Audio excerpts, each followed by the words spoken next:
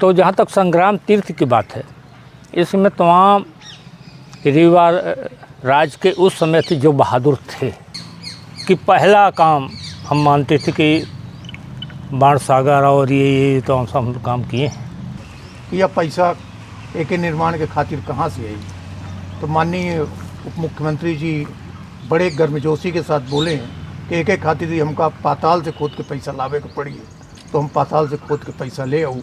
1703 में बुंदेला युद्ध और 1796 में पेशवा युद्ध हुआ कि जाके महारानी को प्रतापगढ़ से लाओ। अब धूत सिंह को ला के राजा बनाना, लालच करके राजा बन के नहीं बैठना। संग्राम तीर्थ का ही आगे ले चले खातिर आज अपना कहीं बैठक जो है विश्वामित्र समिति बनी है, तो ओखे ही विषय में बता दी कि ये समिति काम का कर रही है। ब्रह्मर्षि विश्वामित्र लोक सेवा कल्याण संगठन समाज के उत्थान के लगभग समस्त बिंदुओं पर फोकस कर रहा है और वर्तमान टाइम पर अबे जो 1796 के पेशवा युद्ध और 1703 के बुंदेला युद्ध के जो रीवा में अवशेष हैं, जो एक साक्षी हैं कि सन 1703 में बुंदेला युद्ध और 1796 में पेशवा युद्ध हुआ, उनके संरक्षण संवर्धन के खातिर काम चल रहा है। रीवा के तत्कालीन मुख्यमंत्री बहुत अच्छा के बड़ी उमा भागीदारी है। जब हम लोग प्रारंभ यह काम का कीन है तो प्रथम पुण्य स्मरण समारोह में हमारे बीच के कुछ लोग उनसे प्रश्न कीने कि यह पैसा एक निर्माण के खातिर कहाँ से आई? तो माननीय उप मुख्यमंत्री जी बड़े गर्मजोशी के साथ बोले कि एक खातिर ही हमका पाताल से खोद के पैसा लावे के पड़ी। तो हम पाताल से खोद के पैसा ले आऊँ और यह संग्राम तीर्थ के संरक्षण संवर्धन के खातिर पैसा के कमी न पड़े पाई। तो यह ब्रह्मर्षि विश्वामित्र लोक सेवा कल्याण संगठन माननीय मुख्यमंत्री उप मुख्यमंत्री जी के भूरी प्रशंसा करत है और यह संगठन उम्मीद करत है कि अभी बहुत सारे काम हमरे एकर बकाया पड़े हैं। इसे संग्रहालय, कीर्ति स्तंभ, स्वरूपा द्वार एहू के निर्माण के कार्य जल्दी से जल्दी करहीं और वे यह हमारा संगठन यहीं पर काम कर रहा है। दादा अपना से ही जानकारी चाहिए थी, संग्राम तीर्थ का खोजे वाले कालांतर में ही आज प्रथम व्यक्ति अपना हैन है, एक से अपना का जाय चाहिए या श्रेय लेखतिर का यह काम नहीं किन का नहीं, श्रेय जात है या अपना के चिंतन हो सकत है, लेकिन श्रेय तो वहीन खितिर का है, बलिदानी थी खितिर का। भले वो आज शरीर रूप में यहाँ मौजूद न हो, लेकिन बलिदानी के रूप पर, विचारण के रूप पर आ जाऊँ वो संदेश इस स्मारक के माध्यम से लोगों तक जा रहा है। और एक हर श्रेय जो आज संकल्पहीन जिन्हें अपना बोले अपने प्रदेश के मुख्यमंत्री जी आदरणीय राजेश शुक्ला जी कि पहला काम हम मानते थे कि बाण सागर और ये तो हम काम किए हैं, लेकिन आज जब वो हम मौजूद हैं हम यहाँ, तो देखने से लगता है कि सबसे महत्वपूर्ण हमारे लिए काम ये संग्राम तीर्थ के लिए काम सब करना है। लोगों ने बताया, उन्होंने कहा कि पाताल से ज़रूरत पड़ी तो पैसा लाएंगे। तब से आप देखिए बाउंड्री बन गई, 90 लाख रुपए अभी दिया गया जिसमें मरम्मत हो रही छतरियों की। कलेक्टर के माध्यम से 35 लाख रुपए बिजली बोर्ड को दिया गया हो, जो बिजली के खंभे उनमें अनैतिक गड़े हुए हैं यहाँ बाहर करने के लिए व्यवस्थित। तो उनके साहस, दूरदृष्टि और संकल्प, वचनबद्ध और बड़े उत्साह से वो काम कर रहे हैं, जिस तरह से अन्य काम करते हैं, चाहे वो खेल के क्षेत्र में हो, स्वास्थ्य के क्षेत्र में हो, शिक्षा के क्षेत्र में हो, आवागमन क्षेत्र हो, चाहे तो ये सब सारी चीज़ें उनके ये लक्ष्य में है उसको बनाना। और आप देखिए करचुल कालीन की तमाम जो सभ्यताएं, अभी आप हमने बताया कि आज शराबबंदी की बहुत सारी बातें होती हैं, होनी भी चाहिए, लोगों में असर भी हो रहा है, बड़ी ये संस्थाएं लगी हुई हैं, सरकार लगी है व्यवस्था में। अनूपदेव का उदाहरण दिया, 29 वर्ष की अवस्था तक वो सर्वतीर्थ कराया गया और उसके बाद शुद्ध किया गया, अन्नपुर दिया गया जहाँ अन्नपुर स्टेशन है।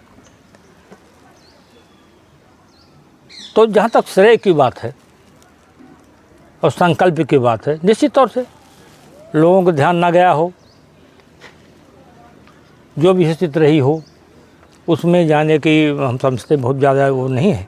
लेकिन ये तो सबको सर्वविदित है कि 1703 में बुंदेलों का यहाँ कब्जा हो गया था, राज वर्षों रहे आए वो,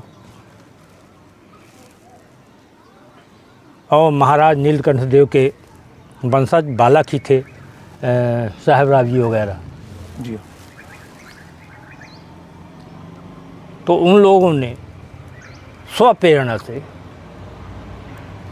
लड़के रीवा राज की नाक बचाई, बुंदेलों का दरवाज़ा बन गया था, यहाँ राज्य स्थापित हो गया था। यहाँ कोई राजा आप दूसरी चले गए थे, वहाँ महारानी लेके चली गई थी प्रतापगढ़, पूछा माँ के थे, और उसमें साहेब राय केवल बचे। साहेब राय सुमेर साहेब बाबा बचे, बाकी साहेब राय लोग 72 घाव लगे हुए थे, घायल थे। और उनको बुलाकर कहा कि जाके महारानी को प्रतापगढ़ से लाओ, अब धूत सिंह को ला के राजा बनाना, लालच करके राजा बन के नहीं बैठना। और सुमेर साहब बाबा गए, वहाँ से उनको लाए, यहाँ राजगद्दी कराई, नाबालिग थे उस समय। और उन्हीं के नाम के चलते इस रायपुर के चुलियान में सुमेरीनाथ मंदिर बना हुआ है, जब भगवान श्री राम जानकी मंदिर बना, तो रायपुर का सबसे प्राचीन मंदिर बना हो उनके नाम से, सुमेरीनाथ। सुमेर शाह गए थे तो उनके नाम से सुमेरीनाथ के नाम से बना हुआ है। और पटना में चले जाइए आप, 19 वर्ष 16 वर्ष के नौजवान जो बलिदान हुए, उनका स्मारक बना हुआ, खड़ा हुआ एक बगीचे में, अभिमान सिंह जी का, अभिमान सिंह जी का। बाबा कलेंदर सिंह, सरदार कलेंदर सिंह जी का, उनके साथियों के यहाँ स्मारक बना हुआ रायपुर के चुलियन में। संग्राम सिंह का 100 रुपया हाथी का बना हुआ, आज भी चबूतरा बना हुआ है। और गुर्गी चले जाइए आप,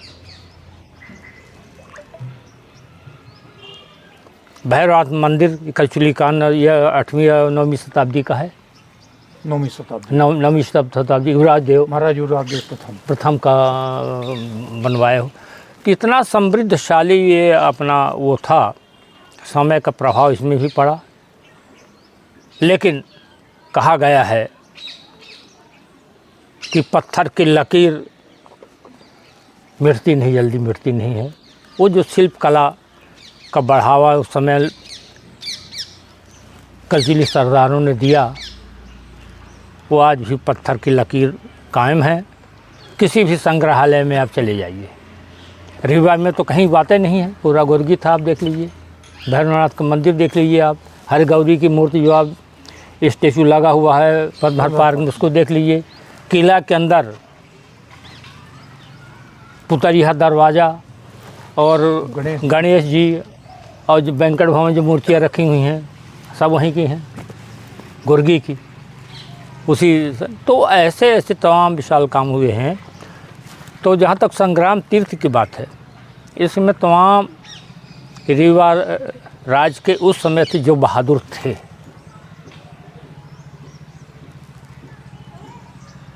उन लोगों ने ये लड़ाई लड़ी। और हमको तो कभी कभी याद आता है आपसे कहें, क्योंकि ऐसे आप सब महान बैठे हुए हैं विचारक चिंतक। तो अभी हमने बताया कि कब महाराज कर्णदेव के मार्गदर्शन पर, उनके निर्देश पर, उनके पुत्रों ने 46 लोग थे, कि टुकड़ी आके 1000 बुंदेला सैनिकों को मार भगाया, कब्जा किया, जिनका स्मारक किला के अंदर मात्र बना हुआ है तो मर्दाना साहब बाबा का, वहीं सती हुई थी कीर्ति कुमार, महारानी कीर्ति कुमार। 9 ब्याहता थी, होके आया था। और उसी के चलते जो कालेंद्र प्रसाद जोशी जी के घर के पास 3 मूर्तियां हैं, उसके थोड़ा आगे चलें तो और बना हुआ है, घोघर के पास स्मारक है, और एक जो रीवा में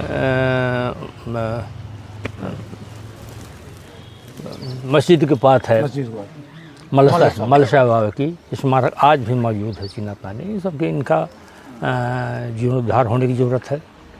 और उसमें तात्कालिक जो राज परिवार था उसने बड़े उदारता से अब्दुल सिंह के ज़माने में लोगों ने उसको स्मारक बनवाया था। देश के कहीं भी कोने में चले जाइए, बड़े बड़े युद्ध हुए हैं, लेकिन युद्ध के मैदान में इतने ज़्यादा स्मारक आपको रीवा में ही मिलेगा।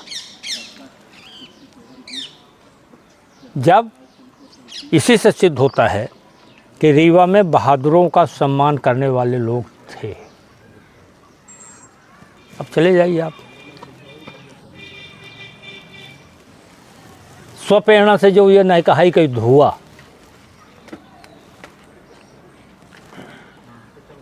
तो हमको एक बात याद आती है, और वो बात याद आती है कि जब द्वंद्व की स्थिति स्थित हो तो कैसे कैसी बातें आती हैं। हम थोड़ा इसका दृष्टांत देना चाहेंगे कि रावण की युद्ध हो रहा था, सीता जी खोज में तमाम सब लोग गए, संपाति ने संकेत किया कि मैं देखूं तुम नहीं, गिद्ध है दृश्य पार, हम देख रहे हैं पर तुमको दिखाई नहीं पड़ता, लंका के उस पार अशोक वाटिका में सीता जी हैं।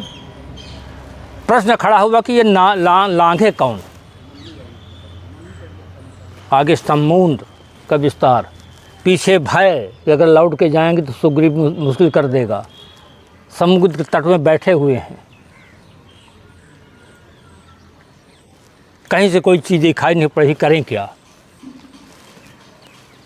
तो जाओ मंत्री ने समझा,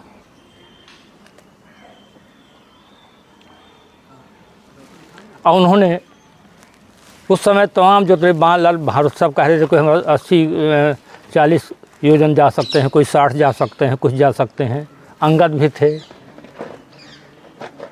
उन्होंने कहा कि जी संशय कुछ फिरती वारा, कूद तो जाओ हम, पर दोबारा लौटे वाला नहीं आए। लेकिन जामपन ने सचेत किया कि उठो हनुमान,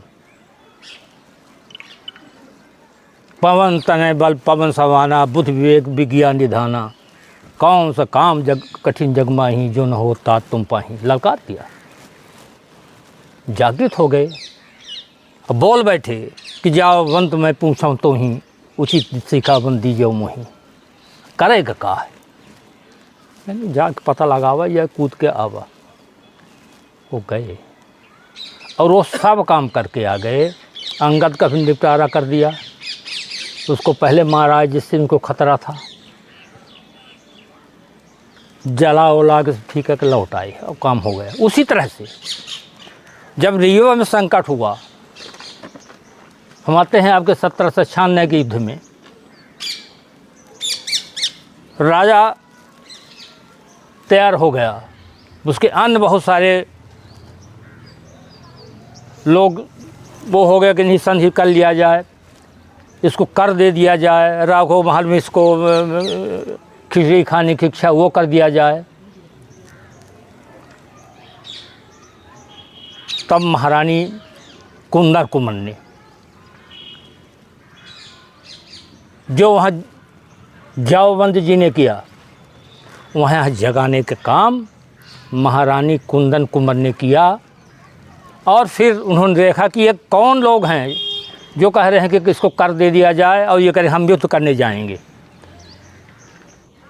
क्या रायपुर के करचुली सरदारों को बुलाया गया, क्या उनसे कोई मंत्रणा हुई? तब लोग नहीं हुई, क्योंकि इनको बुलाया ही नहीं गया था उस मंत्रणा में।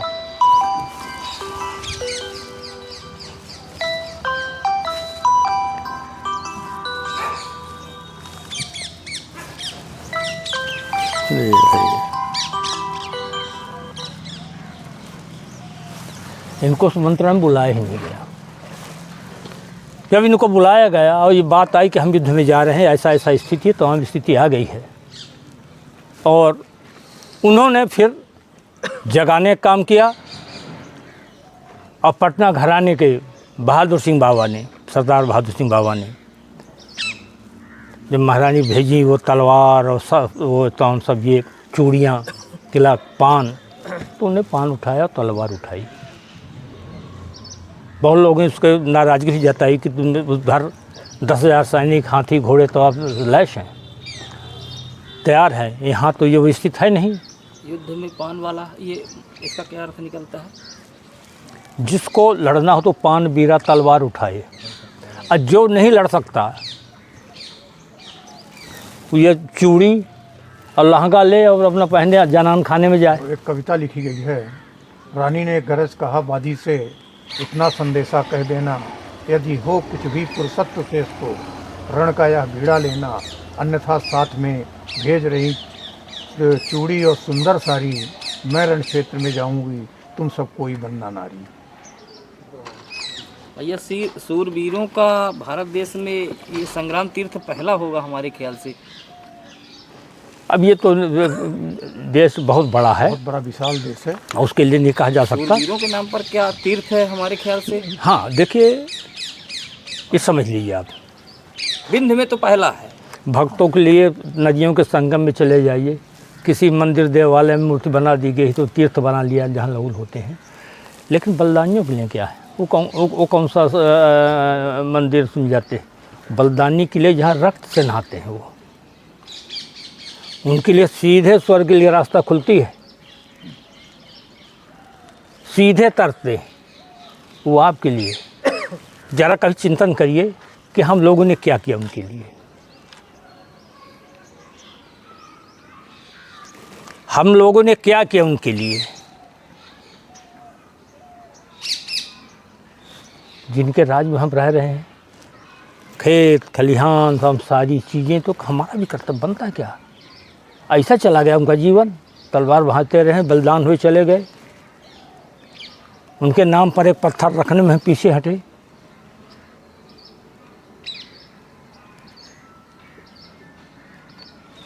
तो अगर एक शब्द में कहना चाहूँ,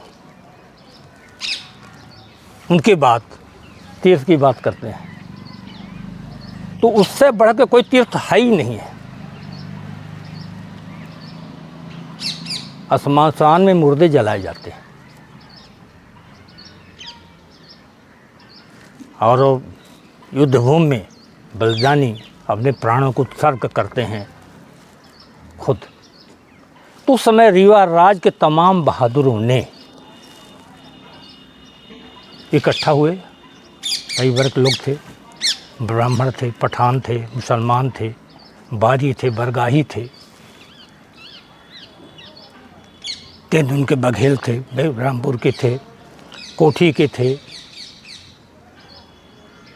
रायपुर के बाबा संग्राम सिंह सेनापति ही थे, सरपहाती, और जो इस तरह के लोग थे उस समय लगभग 200 लोग इस तरह के लोग इकट्ठा हुए यहाँ वहाँ से जोड़ के लड़े और बलिदान हुए। उस समय महत्वपूर्ण भूमिका मतलब करचुली सरदारों की। अब उठाइए, बीरा किसने उठाया? युद्ध का बीरा कहते हैं ना कि युद्ध का बीरा मुख्य व्यक्ति ने उठाया और किया, ठीक है। लेकिन पटना घराना, बहादुर सिंह जी का घराना, सरदार बहादुर सिंह जी का, सब के सब बलिदान हुए। क्यों? 19 साल के अवस्था तक। इसमें ये कहना है कि रीवा राज्य में यशवंतराव पेशवा अकेला सेना नायक आया था, 10,000 की सेना लेके। यहाँ के जो वो 200 लोग थे वो सबके सब सेना नायक थे, सबके सब, और कोई किसी से बहादुरी में कमतर नहीं थे। यदि वो कोई बहादुरी में कमतर होते तो यशवंतराव पेशवा वहीं वार करता और उस कड़ी को तोड़ देता। यहाँ जो 200 लोग नहीं थे, तब वो 200 लोग 10,000 लोगों को क्या किए? पराजित किए। ये मेरा अपना है। उस समय मौसम क्या रहा होगा? यही ठंडी का मौसम, जनवरी फरवरी का मौसम था। मैंने बजबरी में, तो विकट सर्दी थी। अरे विकट सर्दी थी। और उसमें देखिए आप, जो स्वरूपा नाम का गजराज था, गजब का काम किया उसने, प्रशिक्षित था, बहुत बड़ा वो था। तो एक साइड में तो तालाब थे, 2-3 तालाब, इधर वो था, एक साइड में तो तमाम पूरा अरहर की फसल थी, बड़ी बड़ी अरहर बूझी दिखे थी, उसको बंधवा दिया था, उधर से सैनिक ना आ पाए। और काफ़ी समय तक, 2 माह तक डेरा पड़ा रहा उसका यहाँ से संधि वार्ता में। तो उसको स्वरूपा हाथ झुक दिया गया, तलवार को काटा, फिर सांकर दी गई, खुद कटने लगा था, बेग में था वो, आवेश में था, फिर सांकर दी गई। तो खेत साफ किया और तमाम पूरे उसका। तो जहाँ तक आपने पूर्वज और तीर्थ की बात की है, बहुत बड़ी बात है। तो उसके लिए मैं कहना चाहूँगा एक शब्द, कि ओझल हो रही संस्कृति, ओझल हो रही संस्कृति और सिमट रहा इतिहास। ओझल हो रही संस्कृति, सिमट रहा इतिहास। अब बाट देखते पूर्वज, करके हमसे आस, करके हमसे आस। तीर्थ का नाम देकर पूर्वजों को एक प्रकार से श्रद्धांजलि वो तो होना ही है, देने दे तो है ही है, मानने की है। आप ईश्वर को मानते हैं, नहीं मानते, आप पर है। ये तो उसके लिए कुछ करना चाहिए। और इसको भली भांत शुक्ला जी ने समझा है, राजेंद्र शुक्ला जी ने, और उन्होंने इसका बीड़ा ले रखा है इसके लिए। तो इसके लिए बहुत बहुत हम लोग, पूरा समाज, संग्राम तीर्थ क्षत्रिय में समाज अभी फिलहाल उनके प्रति अगाध वो रखता है, भाव रखता है। जितना भी उनकी प्रशंसा की जाए कम है। जिस तरह से अन्य कामों को गति दे रहे हैं, उसी तरह से उसको भी। अभी कितना बकाया संग्राम तीर्थ बहुत में? काम बकाया है। अभी उसमें बाउंड्री बन गई है और बिजली वाला काम हमने बता ही दिया है। और जो छतरियाँ हैं बनाने के लिए, उसके लिए 90 लाख रुपए की व्यवस्था बनवाया उन्होंने, और पैसा भी हो गया है। राजस्थान, जयपुर और ग्वालियर से तो टीमें आ गई जो बनाना काम चालू कर दी हैं। और जो अभी 8 फरवरी कार्यक्रम होना है, जिसमें चाहेंगे आप लोगों की सहयोग, भली भांत चाहेंगे कि इसका लोगों तक आवाज़ पहुँचे। ये 8 फरवरी के स्वरूपा द्वार का भूमि पूजन होगा, क्यों जी हाँ। और बहुत सारे कभी कीर्तन स्तंभ, वहाँ संग्रहालय, देवालय और बहुत सारी चीज़ें, बावली, ये सब चीज़ें बननी हैं। बहुत है, पार्क, वहाँ रास्ता अंदर, वो तो हम सब का विस्तार, 11.5 वृक्षारोपण का प्रोजेक्ट है। तो इतना 11.5 करोड़ में जितना कुछ अभी फिलहाल और आगे होगा, और बहुत सारी। तो इस तरह से काम हो रहे हैं। और इसमें सबसे बड़ी बात है, हम पूजन डिप्टी सीएम ही करेंगे। हाँ, हम अवश्य वो करेंगे, या वो किसी और को चाहते हैं तो उन पर निर्भर रहेगा। उसमें हम लोगों की तरफ से वही है, पूरा समाज की तरफ से वो, उसमें कोई बातें नहीं है। तो बड़ी भाव से मानते हैं और कर रहे हैं। तो इसको सबसे बड़ी बात अब हम आप लोगों से चाहते हैं कि इसको जितना आप लोग कर सकें, आप सब लोगों की बड़ी भूमिका कहलाएगी। इतनी बड़ी भूमिका अगर वो लोग तलवार चला के, प्राणों की आहुति दे के संग्राम तीर्थ में रीवा का नाक बचाया था, तो आप लोगों की ये लेखनी चल के इसकी रक्षा, सुरक्षा, इस बात को दूर तक लोगों तक पहुंचाने का संकल्प लेना चाहिए और करना चाहिए। इसे एक ईश्वरीय कृपा आप सब पर होगी। हम लोग बस इतने कह सकते हैं। और इसके साथ बहुत बहुत धन्यवाद। कलम की ताकत यदि गिरवी न हो तो हिमालय का सीना चीर सकती है। इस भाव के साथ इस पर काम किया जाए, और हम लोग उम्मीद करते हैं कि आप लोग इसी भाव से काम करेंगे। अभी रायपुर में यहाँ पर किसकी किसकी चतुरियाँ हैं? रायपुर में महाराज सरदार कलनर सिंह जी की बाबा की है, और कई लोगों की उनकी इलाहों के हैं। सूरपाल सिंह बाबा की है, चबूतरा है संग्राम सिंह बाबा के, स्वरूपा हाथी का है। और जैसी करनी वैसा फल, आज नहीं तो निश्चय कल। जो लोग लगे हुए हैं, आप देखिए, हम बैठे हुए हैं, रविंद्र सिंह जी, ज्ञान सिंह जी, अरुण सिंह जी, सोहनलाल जी, सत्येंद्र शुक्ला जी सब पधारे हुए हैं। ये सब, हुसैन सिंह जी, सब लोग नियमित जाने वाले वहाँ सब लोग हैं। आए दिन शुक्ला जी जब जाते हैं तो उधर पहुँचते हैं। अब यह किस रूप में मिलता है? इससे मिलता है आत्मीय संतोष तत्काल। जिस काम को करने में आपको संतोष मिले और उससे बढ़कर अगर आत्मीय संतोष मिले तो इसमें मान लिया कि ईश्वर की कृपा हो रही है। और जिसमें आपको संदेह, हिचक और इससे पड़े, मान लिया गड़बड़ है। संग्राम तीर्थ का अगर ये माना जाए कि इसका श्रेय किसे, ये समिति को? समिति तो आवाज़ करने वाली है। इसमें श्रेय न नाम का, न काम का, न कुछ लेने का। जैसे पहले के जो वो तत्कालीन राजा रहे होंगे, वो इस महायुद्ध को इस पटल पर नहीं रख पाए, इतिहास में थोड़ा धुंधला सा रहा। जो आज आपने आईने की तरह एक पटल समाज पर साफ रख दिया है, लोगों को संग्राम तीर्थ के बारे में जानकारी होने लगी है, वहाँ की क्षत्रियों के बारे में जानकारी होने लगी है, युद्ध के बारे में जानकारी होने लगी है, तो इसका श्रेय इस समिति को जाना चाहिए क्या? देखिए, उस समय जो परिस्थितियाँ थीं उसके चलते जो स्मारक बनवाए गए, कौन सब किया गया हुआ। अगर बाद में वो सजगता होती तो न छतरियाँ गिराई जाती, इतनी गिरी, और ना वहाँ की ज़मीनों में जो तमाम इंक्रोचमेंट हो गया, तमाम हो, न वो हो पाता क्षेत्र में। तो चाहे जो भी परिस्थिति रही हो, ये उसमें की बात आज करने की कोई बहुत आवश्यकता नहीं। आज जो हो रहा है, चल रहा है, वो सब लिखित वर्णित है, इतिहास उसके लिए साक्ष्य है कोई, और ये जन जन में व्याप्त है, जानकारी है। एक लास्ट क्वेश्चन, मतलब युवाओं का संदेश, ये शराब इतना ज़्यादा समाज में आज व्याप्त है, इसके लिए युवाओं को कोई संदेश है? देखिए, युवा चाहे वो परिवार हो, देश के भविष्य है, और हमारे युवा जिस लाइन में जाएंगे उसी दिशा में हमारा देश, ये हमारा समाज, हमारे सब जाएगा, इसमें कोई संदेह नहीं है। नशा मतलब पूर्ण रूप से युवाओं को तो कार्यक्रम फीका हो जाता है,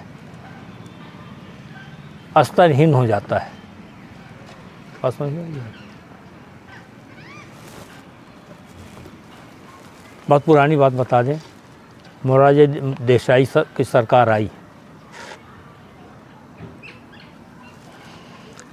उसके पहले जब ये सब लोग आंदोलन करते थे स्वराज के लिए, तो हम सब ये, तो उसमें होता था कलम के नोक पर शराबबंदी, गौ माता, गौ हत्या सब बंद कर दी जाएगी। लेकिन जब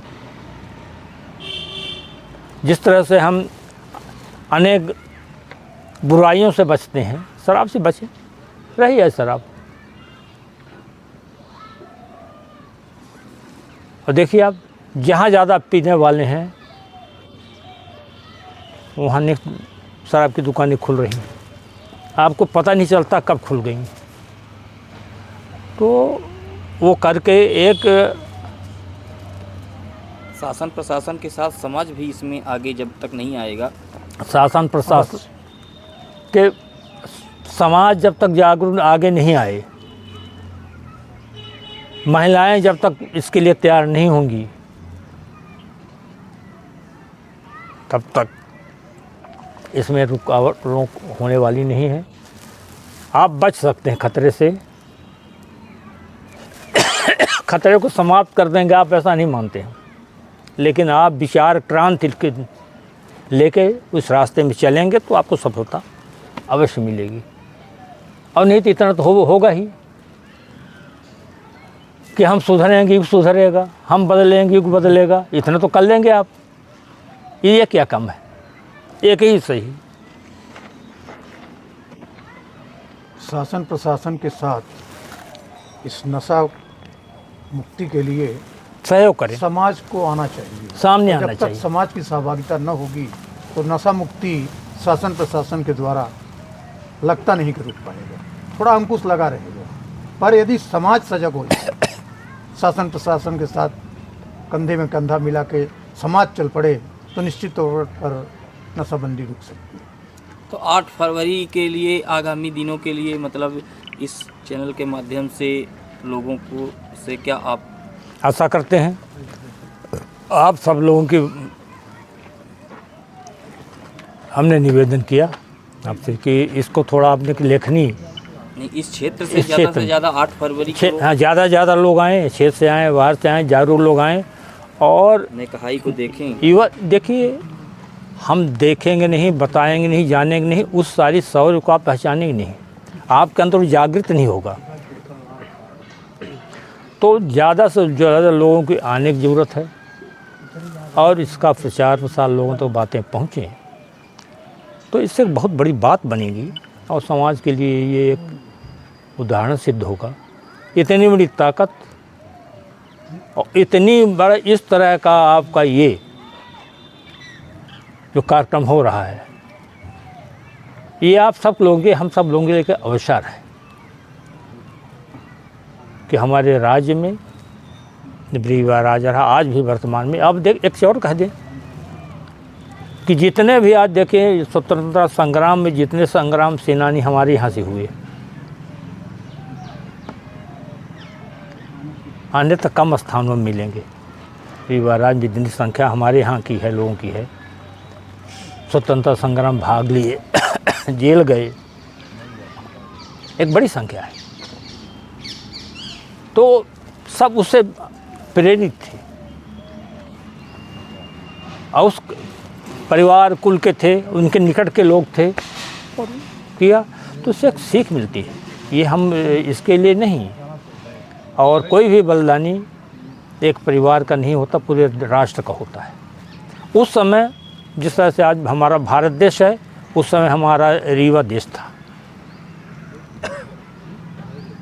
आज हम उसका सबको जुड़ के और एक विशाल रूप हुआ, तो सब समाज के लोग हैं, राष्ट्र के लोग हैं, तो उनके लिए जितना किया जा सके, उनके सबका नाम आएगा, कीर्त स्तंभ बनेगा, ये सब काम उसमें बहुत बाकी है। तो और जो जानना चाहें तो इस तरह से है, एक बड़ी बात है। भगवान ने जो आपके घर में 2 ऐसी उपलब्धियां दी हैं, शायद है कि लोग अंतिम दम तक ये नहीं हो पाता है, तो इसको आप पूर्वजों का आशीर्वाद ही मानेंगे। अवश्य तो है। एक घर में 2 ईश्वर कृपा बजरंगबली की, पूर्वजों का आशीर्वाद, संतों का आशीर्वाद, ब्राह्मणों का आशीर्वाद, बुजुर्गों का आशीर्वाद, माता पिता जो है पूर्वजों को होता है। ये इसमें कोई बात नहीं, उसी का आशीर्वाद है। इतनी इसकी खुशी कहाँ तक आपको मिलती है जो 2 कलेक्टर आपके घर में मौजूद हैं? अब ये तो पता नहीं कितनी पीढ़ियाँ व्यतीत हो गई, ये सपने ये सब पूरे नहीं हुए। ये बजरंगबली कृपा है, आप सबका आशीर्वाद है, संतों का और श्रेष्ठ जनों का। अब आप एक पीड़ा हुई मुझे कि कहीं तो इससे विषय हट के है, पर थोड़ा कर दें, IAS की बात कर दीजिए आप। तो हमको 2-4 हफ्ते से, हमने कहा हफ्ते से बड़ा पीड़ा है मन में एक, और उस दिन लगा कि भाई बहुत समय तक तो हमको समझ नहीं आया कि IAS भी ऐसा सोच सकता है, कह सकता है। चिंता होने लगी थी मुझे कि जिस IAS के लिए लाखों लाख विद्यार्थी बैठते हैं, कोई निकला कोई नहीं निकला, पर उनका स्तर एक तरह से वो सतर्क हो जाता है। लेकिन एक आईएएस, हम तो नाम लेना भी पसंद नहीं करेंगे, जो अभी बयान आया तो बड़ी पीड़ा हुई ही है। इतनी पीड़ा हुई कि जिस आईएएस के लिए दुर्लभ माना जाता है, हर विद्यार्थी, हर नौजवान चाहता पढ़ने वाला कि हम ये करेंगे, कहाँ से सोच इसके अंदर आ गई। ये तो मतलब आरक्षण क्या, तो अभी तो ये वहीं रह गया जहाँ का था। आरक्षण कहीं हमको खाली नौकरी भरी थोड़ी दिलाता है, हमारे जीवन स्तर बदलने के लिए आरक्षण किया गया है। तो तुम श्रेष्ठ बनो और विशिष्ट पहचान रखो। आरक्षण दिया है उसकी सोच यही रही होगी। अब देखिए आप जीवन बदलने चिंतन करिए, आप देखिए हम फिर मन में आया कि रही मन बुरा न मानिए जो गंवार कही जाए, पर उसको भी हटाया हमने कि लगा कि छोड़िए। लेकिन हमको लगा कि देखें है क्या। पता चला कि एक दिन उसका हम बयान पढ़े कि ऐसा कहे वैसा कहे, ये कार्यक्रम था वो कार्यक्रम था, ये वो बनने का काम किया। तब लगा कि बात सच्चाई है, ऐसा न्यूज़ नहीं है। बड़ी निराशा हुई जिसकी मैं घोर निंदा करता हूँ ऐसे उसके। और देखिए कर्म से जो प्रधानता मिलती है वो और चीज़ें हैं। हमको तो इसके जो वार्ड मिला और राइस का, उसमें संदेह है। और तब से निराशा होने लगी, क्या मजा। आईएएस में इतना सुनने की क्षमता की और करने की होती है, लोग क्या क्या बोलते हैं लेकिन उसकी मुस्कुराहट नहीं जाती, वो अपने उसमें रहता। कभी आप सुनेंगे, ये पहला उदाहरण है ऐसा। आईएएस को न जाने कितने नारे लगाते हैं उनके दरवाज़ों में जाके, क्या क्या बोलते हैं, माइक लेके बोलते हैं, पर इतनी मोटी चमड़ी होती है, या ये कहें कितने परिपक्व और समझदार होते हैं कि इस तरह की बातें उनके अंदर से नहीं, वो अपना कर्तव्य करते हैं, उनका काम है वो करते हैं। और ब्राह्मण चाहे कुटिया में हो चाहे झोपड़ी में हो, वो हमेशा पूज्य रहा है और पूज्य रहेगा और है भी। देखिए, और यहाँ तक पहुँचाने में उसकी कहीं न कहीं भूमिका है। तुम चाहे जो बन जाओ, तुम्हारे अंदर अभी भी वाणी से दलित द्रोह, तुम ये डिग्री तो उसके तुम्हारे जीवन में उतरे नहीं चरित्र क्या होता है। तो ब्राह्मण चाहे गरीब हो या उसमें हो, पूज्य रहा है, रहेगा, उसका मुकाबला कहीं नहीं है। और तुम चाहे जो हो, तो अगर एक शब्द में कहें हम कि धूल दूषित भी करी माने हाथी, धूल से बड़े नहान हुआ, धूल दूषित भी करी, हम उनके लिए कह रहे हैं, ब्राह्मणों के लिए कह रहे हैं। पाता सदा सम्मान है और स्वर्ण की जंजीर पहने स्वान फिर भी स्वान है। क्या ये उम्मीद करते हैं? जाइए 1000 शब्द कहिए हम तो नेता की जवानें फिसलती हैं, उल्टा करता है तो हम सब करता है बात। लेकिन आइए से साधा जाता है, उसमें पढ़ाई लिखाई वार्ता होती है, लिखित परीक्षा होती है, उठना बैठना सब होता है। लगता है कहाँ से पहुँच गया, कहाँ से अवार्ड मिल गया, आश्चर्य होता है। इसकी जांच होनी चाहिए। कभी त्रुटि भी हो जाती है, हाँ, तो आईएएस अधिकारी उसको सजा संवार के ऐसे कर देता है, नहीं वो ऐसा नहीं, ऐसा है।